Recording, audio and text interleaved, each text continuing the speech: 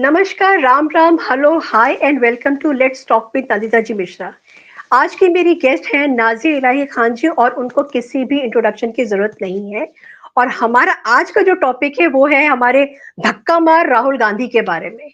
उन्होंने जो कल स्टंट किया है पार्लियामेंट में मकर द्वार के सामने, उन्होंने और उनकी पार्टी ने जो किया है उसके बारे में थोड़ा सा हम बात करने के लिए आज यहाँ पे आए हैं। तो ओवर टू यू नाज़िर जी, आप क्या बोलेंगे कल जो स्टंट हुआ है। और अच्छा, उससे पहले मैं ये बता दूं कि आज तक चैनल पे संबित पात्रा आए थे और उन्होंने बोला कि एक सांड की तरह राहुल गांधी अंदर घुसे हैं। क्या बोलेंगे आप? नमस्कार, वंदे मातरम, भारत माता की जय, जय जगन्नाथ, हर हर महादेव। हर मैं हर तो हाय महादेव। हेलो नहीं करती हूँ क्योंकि मुझे भारत की सभ्यता और सिविलाइजेशन से बेपनाह प्रेम है, इसलिए जी। मैं हाय हेलो इवन मैं अभी हालिया में मैं दुबई गई हुई थी, वहां पर मेरी स्पीच थी, तो मैंने वहां पर ना हाय हेलो किया और ना अस्सलाम किया। मैंने हर हर महादेव ही बोला और तकरीबन पहले तो 700 मुस्लिम थे मेरी स्पीच को सुनने के लिए, और उसके बाद आई थिंक 7 या 8 मिनट के बाद वो 7,000 में बदल गए थे। तो वाओ। लेकिन मैंने अपने स्पीच की शुरुआत भी हर हर महादेव से की और स्पीच को खत्म भी मैंने हर हर महादेव से ही की, क्योंकि हर मुझे हर भारत की महादेव। सभ्यता, हाँ, भारत की सभ्यता, क्योंकि हम भारतीय नारी हैं और हम करेक्ट। अगर कहीं भी जा रहे हैं तो हम अपने भारत को रिप्रेजेंट करेंगे ना, हम किसी और करेक्ट। कल्चर को क्यों रिप्रेजेंट करेंगे। हाँ, राइट। कल राहुल उद्दीन ने जो काम किया है वो बिल्कुल बाबरी और मुगलिया सल्तनत का काम किया है।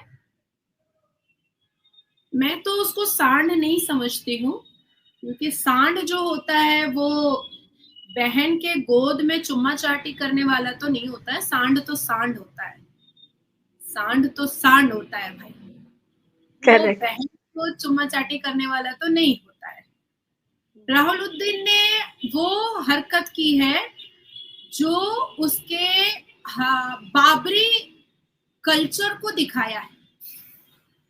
राहुल उद्दीन ने पहले क्या किया, 2023 में अगर हम जाते हैं और हम संसद के पटल पर उनको देखते हैं, तब वो नेता प्रतिपक्ष नहीं थे, लेकिन फिर भी वो पीछे से प्रोवोक करते थे अधीर रंजन चौधरी को, महुआ मोइत्रो को। और 2024 के लोकसभा इलेक्शन के बाद हमने उनको देखा कि वो इस्लाम में अभय मुद्रा ढूंढ रहे हैं। हमने देखा कि वो शिव भगवान जी को आक्रमण कर रहे हैं, वो गुरु गोविंद सिंह जी को आक्रमण कर रहे हैं, वो बाहर विदेश जा करके कह रहे हैं कि हमारे भारत में सिख कलावा कड़ा और दस्तार नहीं पहन पाते हैं। तो उन्होंने देश को तोड़ने की ठीक वैसे ही कोशिश की है जैसे नेहरू चाचा ने किया था। एक्चुअली में मैं नेहरू को मामू बोलती हूँ, क्योंकि भारत के हिंदुओं को नेहरू ने मामू बनाया है, तो मैं तो उसको चाचा बोलती नहीं हूँ, और मैं कोई चिल्ड्रन डे मैं नहीं मनाती। और बचपन से ही मेरा ये प्रॉब्लम रहा है कि जब भी स्कूल में चिल्ड्रन डे होता था तो मैं नहीं जाती थी, एब्सेंट करती थी। हालांकि मेरी अम्मा बहुत डिस्टर्ब भी हो जाती थी कि मतलब इसका ये नेचर क्यों है, लेकिन मुझे ये मामू नेहरू से कभी भी मुझे कोई अट्रैक्शन नहीं रहा है, क्योंकि जैसे जैसे मैं इसको पढ़ती चली गई वैसे वैसे मुझे नेहरू से घृणा आती चली गई। तो ठीक वही किया जैसे नेहरू ने मामू बना करके देश के 2 भाग किए, उसी तरीके से 2024 के लोकसभा इलेक्शन में राहुल उद्दीन जो है वो जाति और धर्म में बांट करके लोग, हमारे सारे हिंदू लोगों को, सनातनी लोगों को बांटने की कोशिश कर रहा था। उसके बाद खटाखट 1 लाख रुपए का चूरन उसने बांटा। उसके बाद फिर उसने जितने भी मुस्लिम ऑर्गेनाइजेशन है उसको आतंकी बना करके रोड पर उतारा। उसके बाद फिर असदुद्दीन अवैसी को बी टीम की तरह उसने रोड पर उतारा है, जो रजाकार फौज का आखिरी सिपा सालार है और पाकिस्तानी मुखबिर है। उसके बाद फिर हमने देखा 2-3 दिन पहले कि प्रियंका वाड्रा जो है वो फिलिस्तीन का बैग टांग करके गुजर रही थी। लेकिन ये सारी स्ट्रैटेजी जो है ना वो धरी की धरी रह जा रही है। अब ये मोदी जो है वो खिसक ही नहीं रहा है, योगी जो है वो खिसक ही नहीं रहा है, अमित शाह जो है वो खिसक ही नहीं रहा है भाई। अब इन्होंने प्रोपेगेंडा बनाया कि हमारे गृह मंत्री ने कह दिया अंबेडकर अंबेडकर अंबेडकर। हाँ भाई लीजिए, मैंने भी कहा भीमराव अंबेडकर भीमराव अंबेडकर भीमराव अंबेडकर, तो क्या पाप कर दिया? मैंने तो कोई डिफेम तो नहीं किया, मैंने तो कोई मलाइन नहीं किया। भीमराव अंबेडकर जी को भीमराव अंबेडकर जी नहीं बोलेंगे तो क्या बोलेंगे? भीमराव अंबेडकर जी को तो भीमराव अंबेडकर जी ही बोलेंगे, और क्या बोलेंगे? लेकिन गांधी परिवार वो है जो मर्यादा पुरुषोत्तम राम जी को काल्पनिक बोलता है। हम तो बहुत अच्छे हैं, हमने तो भीमराव अंबेडकर जी बोला, तुमने मर्यादा पुरुषोत्तम राम जी को काल्पनिक बोला। तुम वकीलों का फौज भेजते थे कि कब प्रूफ करो, साबित करो इनसाइड द कोर्ट रूम कि भगवान राम जो है वो काल्पनिक है। आज तक गांधी परिवार और कांग्रेस के एक नेता के बारे में बताइए जिन्होंने भगवान राम को इज्जत बख्शी हो और जिन्होंने भगवान राम को मर्यादा पुरुषोत्तम भगवान राम जी कहा हो। नहीं, सीताराम सीताराम ये तो यही कहते रहते हैं। तो इस देश की सबसे बड़ी मेजॉरिटी को कितना ठेस पहुंचता होगा, कितना बुरा लगता होगा। भीमराव अंबेडकर जी के बात पर जिस तरीके से कांग्रेस ने सोचा कि वो हमारे गृह मंत्री को घेर लेगा, क्या इमरजेंसी इस देश के लोग भूल गए हैं? सिर्फ हिंदुओं का जेनोसाइड कांग्रेस के कार्यकाल में नहीं हुआ है, हमारे संविधान का भी जेनोसाइड हुआ है कांग्रेस के कार्यकाल में। कहां से आया संविधान का हिस्सा? कहां से आया all India Muslim personal law board? संविधान का हिस्सा कहां से आया देवबंद? संविधान का हिस्सा कहां से आया वक्फ बोर्ड? संविधान का हिस्सा कहां से आया गजवाए हिंद? संविधान का हिस्सा कहां से आया ट्रिपल तलाक? संविधान का हिस्सा कहां से आया पॉलीगेमी? संविधान का हिस्सा कहां से आया निकाह मुत्ता और हलाला? कहां से आया? क्यों बनाया कांग्रेस ने संविधान का हिस्सा इसको? जब हमारे भारत के संविधान में वक्फ बोर्ड का कोई जिक्र नहीं है, जब हमारे मेरे अल कुरान में वक्फ बोर्ड का कोई जिक्र नहीं है, तो भारत में यह वक्फ बोर्ड कर क्या रहा है? कर क्या रहा है? कांग्रेस के 53-54 साल के कार्यकाल में सिर्फ हिंदुओं का जेनोसाइड नरसंहार नहीं हुआ, भीमराव अंबेडकर जी की लिखी हुई संविधान का भी जेनोसाइड हुआ है। और आज ये हमें सिखाएंगे कि भीमराव अंबेडकर जी को कैसे पुकारना है, कैसे आवाज देना है, ये हमें सिखाएंगे। भीमराव अंबेडकर जी की 13 सीरीज की किताब अगर राहुल गांधी पढ़ ले तो शायद दूसरे दिन सुबह में मुंह दिखाने के काबिल नहीं रहेगा, क्योंकि भीमराव अंबेडकर जी ने पहले ही अपनी 13 सीरीज की बुक में लिख दिया था कि ये मुसलमान मजहब के नाम पर आज तो भारत का बंटवारा कर रहे हैं, कल फिर ये लेकर आएंगे ऐसा ही स्ट्रेटेजी, कल ये फिर लेकर आएंगे ऐसी ही सारी चीजें। और आज हम देख रहे हैं कि देवबंद से आवाज आती है गजवाए हिंद की, असदुद्दीन अवैसी फलस्तीन का जय जयकार करता है, लोकतंत्र के मंदिर में जय हिंद जिंदाबाद फलस्तीन बोलता है, प्रियंका वाड्रा फलस्तीन का झंडा का थैला और झोला लेकर के घूम रही है। ये सिखाएंगे हमें कि संविधान और भीमराव अंबेडकर जी को कैसे इज्जत दी जाती है। Oh please, for God sake, good morning Rahul Uddin, good morning. देखिए वो दिन दूर नहीं है कि हम लोग राहुल उद्दीन को औरंगजेब की तरह तलवार लेकर के लोकतंत्र के मंदिर में एंटर करता हुआ देखेंगे। वो दिन दूर नहीं है, क्योंकि राहुल उद्दीन एक्चुअली में कुछ नहीं करना चाहता है। राहुल उद्दीन नशा फशा कर करके मस्त एक टी शर्ट में रहना चाहता है। उसकी जिंदगी पहले भी बड़ी अय्याश थी और उसकी जिंदगी अब भी वो बहुत अय्याश रखना चाहता है। लेकिन सोनिया एंटोनियो अम्मा जान जो है, वो जब ब्याह कर आई तो सासू अम्मी जो थी वो तो देश की मलिका थी भारत की। सासू अम्मी के मरने के बाद उन्होंने देखा कि भाई मेरे तो खाविंद शौहर जो है वो देश के बादशाह हो चुके हैं, मुगलिया सल्तनत के तख्ते नशी हो चुके हैं। और उसके बाद उन्होंने देखा कि मेरा पपेट मौन व्रत की सरकार मैंने बना दी और मौन व्रत को मैं पपेट की तरह बगल में बैठाती हूँ और बिल्कुल जहां आरा की तरह सारा ऐश और इशरत मैं लूटती हूँ। और अचानक से फिर एक चाय वाला सामने आता है और वो देश का पासा ही पलट देता है। अचानक से एक चाय वाला सामने आता है और एक संत, एक महंत सामने आता है, एक आरएसएस का बंदा सामने आता है और जीडीपी हमारी हाइक कर जाती है और हम पूरी दुनिया में सर्वप्रिय और सर्वप्रथम हो जाते हैं।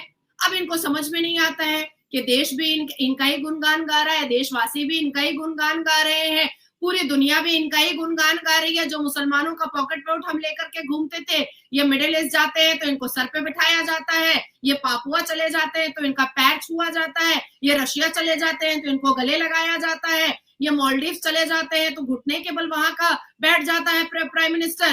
तो अब करे तो क्या करे, अब करे तो क्या करे।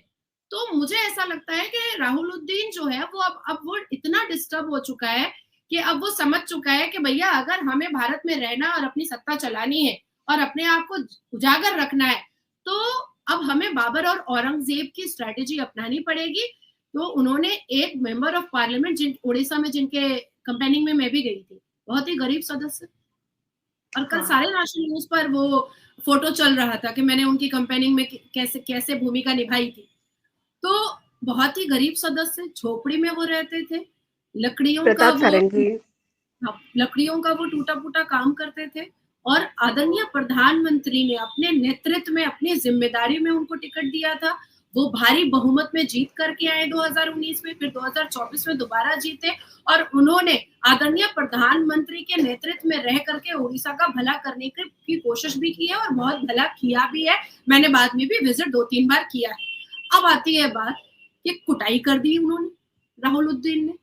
भाई तुम क्या कर रहे हो? ये तो गली मुसलमान गली पाड़ा मोहल्ला में नलके पर पानी भरने के वक्त में होती है कुटाई, औरत में और मर्द में, माँ बहन की गालियां। ये तो कुटाई का काम मुस्लिम गलियों में होता है। ये तुम कर रहे हो लोकतंत्र के मंदिर में। मतलब तुम कितना नीचे गिर चुके, आज तुम कुटाई कर रहे हो, तुम गालियां परोस रहे हो, तुम उल्टी सीधी बातें रख रहे हो। कल को तुम तलवार लेकर के घुस जाओगे पार्लियामेंट के अंदर, क्योंकि तुम तो भाई, तुम्हारा तो पूरा परिवार जो है वो तो बाबर के कब्रिस्तान में फूल चढ़ाता ही था, सूरह फातिहा पढ़ता ही था, अल्हम्दुलिल्लाह रब्बिल आलमीन अर्रहमानिर रहीम मालिकि यौमिद्दीन इय्याका नअबुदु व इय्याका नस्तईन इहदिनस सिरातल मुस्तकीम सिरातल लज़ीना अनअमता अलैहिम गैरिल मग़ज़ूबि अलैहिम वलद्दालिन आमीन। तुम तो पढ़ते ही थे जा करके, गुलाब का फूल चढ़ा करके। और अब तुम वही बाबरी एक्टिविटी, वही बाबरी स्ट्रैटेजी तुम लेकर के लोकतंत्र के मंदिर में घुस रहे हो। ये तो चलने नहीं दिया जाएगा। मैंने कल भी कहा कि इमीडिएट राहुल गांधी को अरेस्ट करने की जरूरत है। यहां तक कि नागालैंड की एक महिला सांसद को उन्होंने मोलेस्ट करने की कोशिश की है। शेम ऑन है, शर्म से डूब करके मर जाना चाहिए सोनिया एंटोनियो को। अगर बहन बूढ़ी हो गई है, माँ बूढ़ी ज़ईफा हो चुकी है, तो तुम दूसरी सांसद को मोलेस्ट करने के लिए तुम लोकतंत्र के मंदिर में बढ़ोगे। और वो नागालैंड की सांसद ने खुद स्टेटमेंट दिया है कि वो इतने बुरे तरीके से मेरे पास आकर के खड़े हो गए थे और मेरे मुंह पर बोल रहे थे कि मैं अनकंफर्टेबल हो गई। कर क्या रहे हो तुम? और ये कैसे इस देश की महिलाएं बर्दाश्त करेंगी? आदरणीय प्रधानमंत्री ने हमें शिव शक्ति कहा है, शक्ति का रूप है हम। नाजिया जी, कल राहुल गांधी के ऊपर बीएनएस के उसमें कुछ धाराएं जोड़ी गई हैं। आप लॉयर हैं और आप प्रैक्टिसिंग लॉयर हैं, आप सुप्रीम कोर्ट में आप प्रैक्टिस करती हैं। तो जो धाराएं जोड़ी गई हैं वो how difficult it is going to make life for your political career Rahul Gandhi का क्या इम्पैक्ट होगा इससे? और वो जो धाराएं जोड़ी गई हैं जी, एक तो वो बेशरम आदमी है, नहीं तो अगर शर्म वाला आदमी होता तो खुद ही वो अपने आप को रिजाइन कर लेता या कुछ दिन के लिए अपने आप को साइलेंट मूड में लेकर चला जाता। लेकिन क्योंकि वो बेशरम आदमी है और मिक्स ब्रीड है, तो इसलिए मैं उसके ऊपर तो बिल्कुल भी विश्वास नहीं कर सकती। वो बेशर्मी की प्रकाष्ठा तो वो पार कर चुका ही है। जो धाराएं उनके ऊपर जुड़ी हैं, उन धाराओं के हिसाब से उनको तकरीबन 7-8 साल की सजा हो सकती है। और अगर नागालैंड की जो सांसद है उन्होंने अगर मोलेस्टेशन के चार्जेस लगा दिए, तो मुझे लगता है कि आने वाले 24 घंटे के अंदर उनको हिरासत में ले लिया जाएगा। क्योंकि जो सेक्शंस की जो मान्यता और सेक्शंस के जो वैल्यूज जो नॉर्मल साधारण इंसान के लिए है, वो राहुल गांधी के लिए भी होने चाहिए। ऐसा तो नहीं है कि वो गांधी परिवार का आखिरी चश्मो चिराग है तो उसको सर्वोच्च न्यायपालिका से उसको हर बार रिलीफ मिलता रहे। और अगर उसको रिलीफ मिलेगा तो कम से कम 5 लाख ऐसे पुरुष मैं लेकर के खड़ा कर दूंगी सर्वोच्च न्यायपालिका के सामने कि इसको भी रिलीफ दीजिए, ये भी तो भारत का सदस्य है भाई, ये भी तो यहाँ को ही वोट करता है। गलती से कर दिया मोलेस्टेशन, जब राहुल गांधी गलती से मोलेस्टेशन कर सकता है तो फिर ये 5 लाख आदमी जो खड़ा है ये भी गलती से मोलेस्टेशन कर दिया है, छोड़ दीजिए, इसको भी रिलीफ दे दीजिए। क्योंकि अब जवाब लेना पड़ेगा न्यायपालिका से भी और अब जवाब देना पड़ेगा राहुल गांधी को भी। क्योंकि हालिया में उनको 2023 के जुलाई में उनको अभद्र डिफेमेशन के केस में उनको रिलीफ मिल गया। हालांकि उसमें उनको 2 महीने की सजा होनी चाहिए थी, कस्टडी होनी चाहिए थी, लेकिन उनको रिलीफ मिला। तो हर बार वो कुटाई करते रहेंगे सांसद की, उनको रिलीफ मिलता रहेगा। वो सांसद को महिला सांसद को वो मोलेस्ट करते रहेंगे, उनको रिलीफ मिलता रहेगा। वो गालियां परोसते रहेंगे आदरणीय प्रधानमंत्री को, उनको रिलीफ मिलता रहेगा। तो अगर उसको रिलीफ मिल सकता है क्योंकि वो गांधी परिवार का है, तो जो आम साधारण व्यक्ति है उसको भी रिलीफ देगा अब न्यायपालिका। ये पार्शियलिटी तो नहीं होने देंगे हम लोग। तो धाराएं बड़ी सख्त है उनके ऊपर, और 7 धाराएं जो पड़ी है उसमें से 5 जो है वो नॉन बेलेबल सेक्शन है। ओके।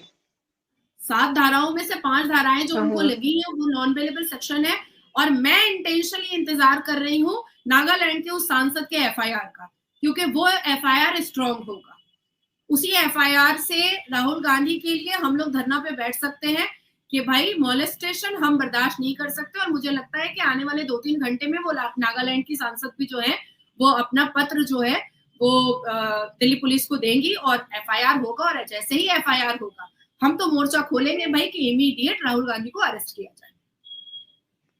मुझे लगता है अब की बार राहुल गांधी बहुत बुरा फंस गया है, क्योंकि हर बार वो एक पतली गली से बाहर निकल जाता था और अपना गांधी सरनेम की वजह से बच जाता था।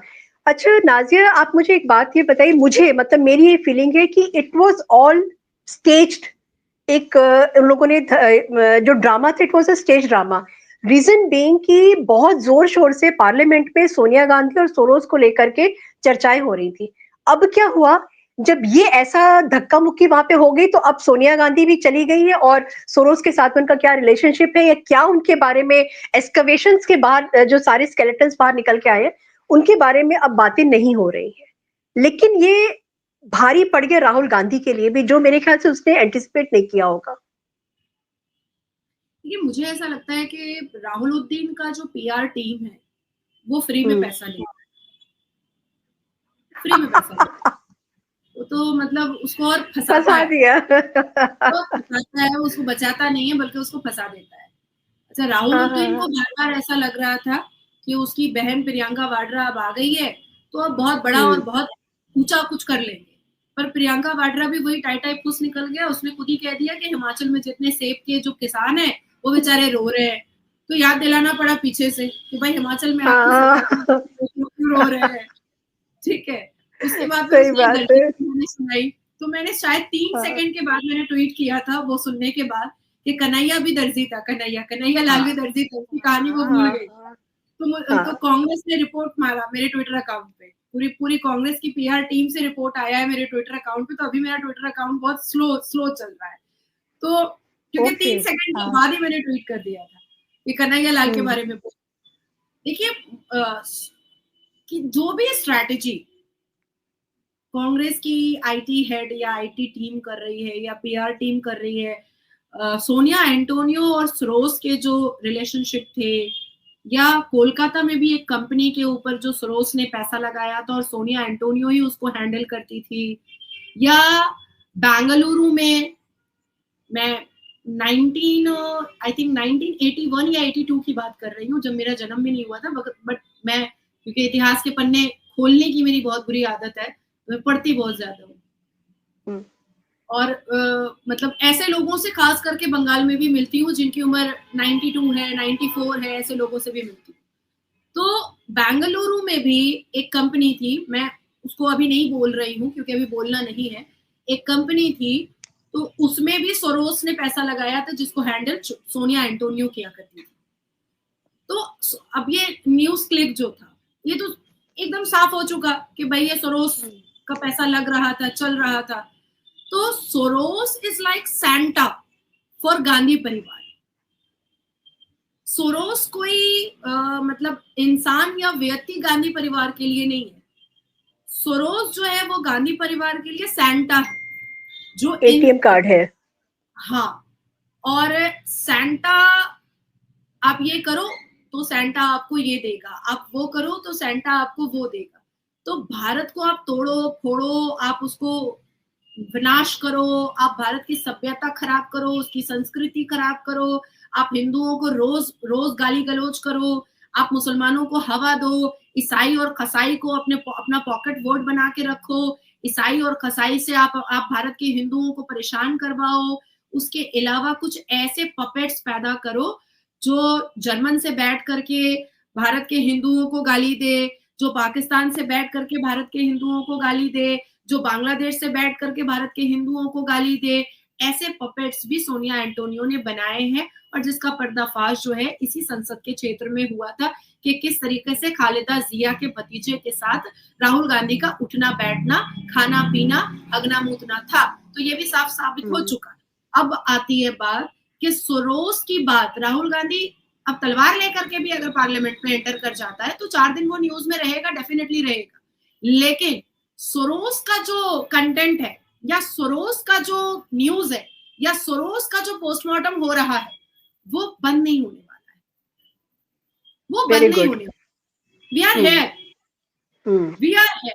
और अब जो भारतीय जनता पार्टी के जो स्पोक पर्सन आए हैं वो आउट स्पोकन है, वो पढ़ने लिखने वाले हैं, वो गांधी परिवार और कांग्रेस की तरह करने वालों में से हम नहीं है, हम पढ़ लिख करके बैठे।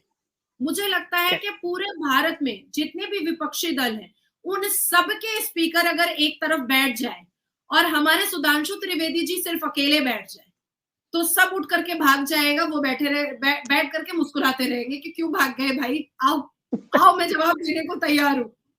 एक्चुअली सही बात है। तो मुझे ऐसा लगता है कि अगर राहुल गांधी या राहुल गांधी की पीआर टीम या अगर कांग्रेस की आईटी टीम ये सोच रही थी कि ये कुटाई करने से, ये पिटाई करने से, ये बाबरी एक्टिविटी करने से अगर सोरोस और सोनिया एंटोनियो का लफड़ाबाजी या उसने भारत को कैसे कैसे खत्म करने की स्ट्रैटेजी बनाई थी वो बंद हो जाएगा, उसके हिजाब खोलने पॉसिबल नहीं। हमने तो चैप्टर अभी शुरू किया है, तो चैप्टर कैसे बंद कर देंगे? हम तो चैप्टर अभी शुरू ही किए हैं। अभी तो बस थोड़ा सा उन्होंने कोशिश की एक नैरेटिव बिल्ड करके ध्यान भटकाने का, मगर इस समय मुझे लगता है कि मोदी गवर्नमेंट बिल्कुल कैसे कहते हैं राशन पानी लेकर के रेडी है कि तुम एक कदम बढ़ो, 2 कदम हम बढ़ेंगे, अब की बार हम बर्दाश्त नहीं करेंगे, क्योंकि बहुत ज्यादा इन लोगों को। नंदिता जी ऐसा नहीं है, हम राशन पानी तो हम देना सीखे हैं, ठीक है। एक्चुअली सबसे पहली बात मैं आपको बताऊंगी कि जब हमारी 240 सीटें आई थी तो लोगों ने बड़ा ट्रोल किया था कि अब तो मोदी गवर्नमेंट जो है वो बहुत कमजोर हो चुकी है, अब तो आदरणीय प्रधानमंत्री अपने तरफ से अपने हिसाब से कोई निर्णय ले ही नहीं पाए। ठीक है, पहली एक बात थी। एक ऐसा व्यक्ति है जो 1991 में जानता भी नहीं था कि वो देश का प्रधानमंत्री बने, जिसको कोई ललच नहीं थी, जिसको कोई ललक नहीं था, कोई लोभ नहीं था, भाई वो कश्मीर में जाकर के बैठ जाता था, हनुमान चालीसा पढ़ देता था, भगवा झंडा लहरा देता था, लाल चौक में जाकर के वो मतलब काली पाठ कर देता था और बोलता था आओ जिसको ताकत है मेरे को काट के चला जाओ। तो ऐसा व्यक्ति जो अपनी जान को लेकर के खेल रहा है राष्ट्र के लिए, उसके अंदर लालच हो ही नहीं सकती थी कि हमको प्राइम मिनिस्टर बनना है। अगर प्राइम मिनिस्टर बनने की लालच होती तो वो अपनी जान के साथ नहीं खेलता, ठीक है। तो जो व्यक्ति राष्ट्रवाद है, अब मैं अभी आपसे बात कर रही हूँ पश्चिम बंगाल में बैठ करके, किसी के अंदर बाप की ताकत है तो पश्चिम बंगाल में आए और बैठ करके इस तरीके की बात करे, या मैं ममता बनर्जी को या फरहाद हकीम को जितनी टारगेट कर देती हूँ, किसी के बाप की ताकत है आए करे, मुंह पर करे, पश्चिम बंगाल में रह करके नहीं कर पाएगा। तो हमें कोई लालच नहीं है, हम लोग राष्ट्रवाद लोग हैं। हम जैसे ही हमने वक्फ बोर्ड को जेपीसी में भेजा, हमारी सरकार ने क्या बोला गया, अरे जब 303 था तो कर देना चाहिए था, जब इतना था तो कर देना चाहिए था, ये तो लॉलीपॉप देने की बात हो गई। उसके बाद जब जेपीसी के सारे इंफॉर्मेशन को देखा गया, जब उसके सारे काउंटर्स को देखा गया, जब उसके सारे डेटास को देखा गया, तब मुसलमान डरे कि 240 सीटें जरूर आएंगी, पर मनोबल अभी भी वही है, हाउस द जोश, जोश इज डबल, जोश इज डबल, ठीक है। तो उसके बाद फिर जब डेटा सबमिट होते चले गए, जिसमें 3 राज्यों का डेटा मैंने भी जमा किया, जब डेटा सबमिट होने चले गए तो आपने देखा होगा कि मुसलमान जो है वो QR कोड निकाल दिया कि वोट करो कि ये अमेंड नहीं हो सकता, ये अमेंड नहीं हो सकता। मैं आपको पूरा डिटेल में बता रही हूँ। उसके बाद फिर जैसे ही रिसर्च करके मैंने ये बात सामने रखी कि वक्फ बोर्ड ना ही कुरान में है और ना ही संविधान में है, बैनिश करो, इरेज करो। आदरणीय प्रधानमंत्री ने उस बात पर मोहर लगाई कि ना कुरान में है ना संविधान में है, वैनिश करो, इरेज करो, ठीक है। उसके बाद फिर मुसलमानों ने क्या कहना स्टार्ट कर दिया, चंद्रबाबू नायडू जो है वो कभी नहीं इस बिल को मानेंगे, नीतीश कभी नहीं मानेगा। On the other hand Chandrababu Naidu ji ने अपने राज में सबसे पहले अबॉलिश कर दिया, वक्फ बोर्ड यहाँ नहीं चलेगा। लो भैया, ना संविधान में, तुम लड़ोगे कैसे? तुम जाओगे सर्वोच्च न्यायपालिका, सर्वोच्च न्यायपालिका बोलेगा कि आपको अथॉरिटी संविधान के किस आर्टिकल से मिल रही है, तो मुस्लिम पक्ष क्या बोलेगा कि मेरे पास तो संविधान में कोई आर्टिकल ही नहीं है वक्फ बोर्ड को डिफाइन करने के लिए। बोलेगा चलिए पतली गली से निकल लीजिए, अबॉलिश मतलब अबॉलिश, अब आप कुछ नहीं कर सकते। तो सेम उसी तरीके से इनको ऐसा लगा था कि हम कमजोर हो गए। बिल्कुल। लेकिन अगर कोई पीछे बेंच पर पतला दुबला बच्चा बैठा है चश्मा लगा करके, तो उसको जो लंबे चौड़े बच्चे होते हैं ना, वो धक्का मार के बोलते हैं चश्मेश हट, बाद में वही टॉप करता है। तो कमजोर मतलब देखने पे नहीं जाना चाहिए। हाथी के दांत दिखाने के कुछ और होते हैं और खाने के कुछ और होते हैं। भारतीय जनता पार्टी दिमाग से काम करता है। भारतीय जनता पार्टी श्रीमद् भगवत गीता के अध्यायों के पाठ से काम करता है। भारतीय जनता पार्टी सबके साथ और सबके विकास और सबके प्रयास के साथ काम करता है। भारतीय जनता पार्टी का जोश न कम हुआ था और आने वाले 50 साल में न कम होने वाला है। हम जमा खर्चा किसी का नहीं कर रहे हैं, हम जनता के सामने सबकी सच्चाई रख रहे हैं, दैट्स इट। बिल्कुल। एक last question Nazia ji, before we wind up. आज पार्लियामेंट में लास्ट डे था और राज्यसभा और लोकसभा दोनों को कर दिया गया था। तो उसमें अपराजिता सारंगी, उन्होंने जाकर के, जो एमपी है, उन्होंने जाकर के, क्योंकि प्रियंका गांधी को मैंने सोचा कि उनको कैसे मैं छोड़ दूं। बड़ा शौक हो गया है आजकल झोला टांगने का, कभी पैलेस्टीन का झोला टांग लेती है, कभी वो टांग लेती है कि बांग्लादेश के जो हिंदूज हैं उनके ऊपर जो अट्रॉसिटीज हो रही है उनका। आज जाकर के अपराजिता सारंगी जी ने एक झोला दिया है 1984 में जो मैसेकर हुआ है उसको याद दिलाते हुए, जिसके ऊपर के ब्लड के स्पॉट्स पेंटेड है, सारा सब चीजें करके प्रियंका गांधी ने उसको थोड़ा सा, जो अपराजिता सारंगी ने जैसे बोला कि थोड़ा सा असहज हुई, बट उन्होंने एक्सेप्ट कर लिया। चांस था क्या उनके पास, प्रियंका गांधी के पास में, कि वो एक्सेप्ट ना करती? और ये जो था और ये जो कदम उठाया अपराजिता सारंगी जी ने, मुझे लगता है दैट वाज एक ऐसा कील था जो बहुत आगे जोर से चुभा होगा प्रियंका गांधी को, और सोनिया गांधी घर में बैठ के देख रही होगी तो उसको चुभ रहा होगा। नहीं, ये गांधी परिवार माँ, बेटी और बेटा, ये बेशरम लोग हैं, ये शर्म धो करके पी चुके हैं।